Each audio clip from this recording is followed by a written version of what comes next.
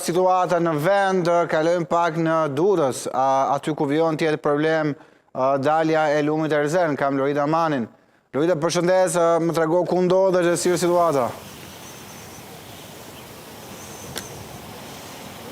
Të përshëndes Thimi, faktikisht situata në të gjithë qarkun e Durrësit vijon të jetë kritike, që për rreshjeve me intensitet të lartë prej 3 ditësh, po ashtu edhe prej mëngjesit të dielshëm me dalje nga shtratit të lumit Erzen sa i takon bashkisë së qytetit të Durrësit. Deri më tani është evidentuar çarja e 500 metra arginatur të lumit Erzen, 300 në Katun të Ri dhe 200 në Suk, duke shkaktuar kështu përmbytje të mëdha. Megjithatë, hidrovorët e Portoromanës dhe Hamallajt po punojnë me kapacitetet të plota. Deri më tani në terren janë angazhuar 500 forca operacionale, përfshirë Bashkinë Durrës, UKD, Policinë Bashkiake, Policinë e Shtetit, OSHE, shërbimet mjekësore, forcat e armatosura dhe rezervat e shtetit me pompa me kapacitet të lartë. Megjithatë, është kërkuar ndërhyrja e mjeteve teknike, posaçërisht mjeteve lundruese për të bërë evakuimin e banorëve pasi në disa zona mjetet e forcave të armatosura dhe forcës së ushtrisë e kanë të pamundur për shkak të terrenit të vështirë.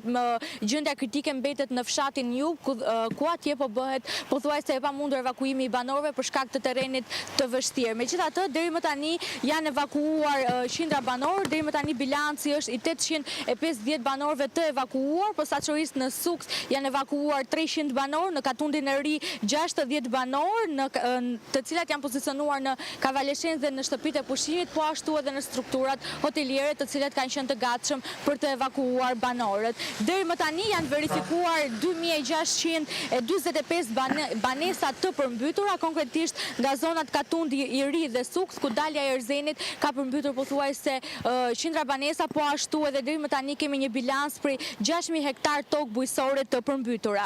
Por nuk mbaron vetëm në bashkinë e Durrësit Thimi, edhe në bashkinë Kruj ka patur përmbytje të mëdha, situata mbetet problematike në disa akse rrugore. Në Thuman janë evakuuar deri më tani 7 familje, ndërsa ndonse lumejt Gjole dhe Zez kanë dalë nga shtrati, duke dëmtuar kështu 50 banesa, 600 hektar tokë bujqësore, po ashtu edhe 30 persona janë evakuuar deri më tani, ndërsa në bashkinë Shijak situata mbetet e rënduar në fshatin Xhavzota, Maminas, Gjepalaj dhe Flak, ku janë përmbytur 75 banesa, 1800 hektar tokë bujqësore, ndërsa disa akse rurale janë pothuajse të bllokuara dhe të pakalueshme. Deri më tani është evidentuar 400 metra arginatur e dëmtuar sa i takon lumit Erzen.